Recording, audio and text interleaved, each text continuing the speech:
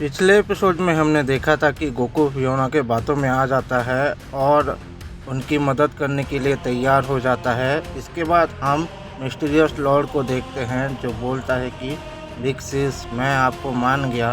तभी हमें mysterious Lord की सिस को दिखाया जाता है जो कि फियोना होती है। तभी फियोना बोलती है कि छोटे तुम्हें अभी बहुत कुछ सीखना है। इस पे मिस्टीरियस लॉर्ड बोलता है कि आपने बिल्कुल सही कहा सिस, अगर आप नहीं होती तो हमारा सालों का इंतज़ार पर पानी फिर जाता।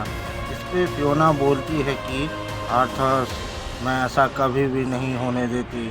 हम डीमंस ने इस दिन के लिए लाखों सालों तक इंतज़ार किया है ताकि हम सालों पहले हुए हार का बदला उन सब से ले सके।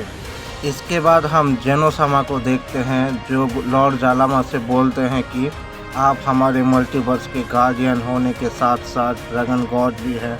आपको तो सभी चीज़ों के बारे में पता है, चाहे वो अतीत हो या फिर भविष्य हो। इस पर लॉर्ड जालामा बोलते हैं कि जेनो तुम क्या बोलना चाहते हो, मैं समझ रहा हूँ। अभी जेनोसामा बोलते हैं कि आप हमें आगे क्या होगा बताइए। तभी जालामा बोलते हैं कि जेनो आगे क्या होगा मुझे पता है, पर मैं तुम्हें सिर्फ इतना बता सकता हूँ कि अगर तुम सबको ये लड़ाई जीतना है तो तुम्हें और प्रीस्ट दोनों को इस लड़ाई के लिए तैयार होना पड़ेगा। इस पे जेनो और प्रीस्ट बोलते हैं जैसा आप चाहे। तभी जालामा जाने से पहले बोलते हैं कि तुम सबके पास ज़्यादा टाइम नहीं है क्योंकि बहुत जल्द उनके वॉरियर्स आने वाले हैं। इसके बाद हमें गोकू को देखते हैं। तभी वहाँ पर इब्लिस आके गोकू से बोलता है कि क्या तुम अपने ट्रेनिंग शुरू करने के लिए तैयार हो। तभी गोकू बोलता है इब्लिस फियोना कहाँ पर है, मुझे उनसे बात करना है।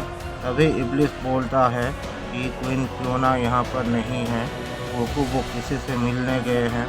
तभी गोकू बोलता है कि इब्लिस तुम्हें मुझे किस तरीके की ट्रेनिंग देने वाले हो। इस पर इब्लिस बोलता है कि मैं तुम्हें फिजिकल और एनर्जी कंट्रोल करना सिखाऊंगा।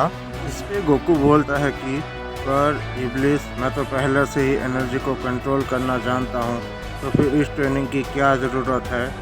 इस पे इब्लिस बोलता है कि गोकू क्या तुम्हें डीमन रल में हुई तुम्हारी लड़ाइयाँ याद हैं, तुम क्यों इतने जल्दी उन सभी डीमन से हार गए, क्योंकि तुम एनर्जी को कंट्रोल करना जानते हो पर पूरी तरीके से नहीं। इसी वजह से तुम उन सबसे आसानी से और बहुत जल्दी हार गए थे। इस पे गोकू बोलता है कि ठीक है इब्लिस, अगर इससे मैं तुम सबकी मदद और भी आसानी से कर सकूं तो मुझे मंजूर है, चाहे वो किसी भी तरीके का ट्रेनिंग क्यों ना हो। इसके बाद हम आर्थस को देखते हैं जो कि फियोना से बोलता है कि शेष आपने उस सेयन के ट्रेनिंग के लिए क्या सोचा है। इस पे फियोना बोलती है कि छोटे तुम्हें इस बारे में सोचने की ज़रूरत नहीं है, मैंने उस सेयन के लिए कुछ खास सोच कर रखा है। इस पे आर्थस बोलता है कि शेष अगर आपने उस सेयन के लिए कुछ सोच कर रखा है तो वह बहुत ही ज़्यादा खास होगा।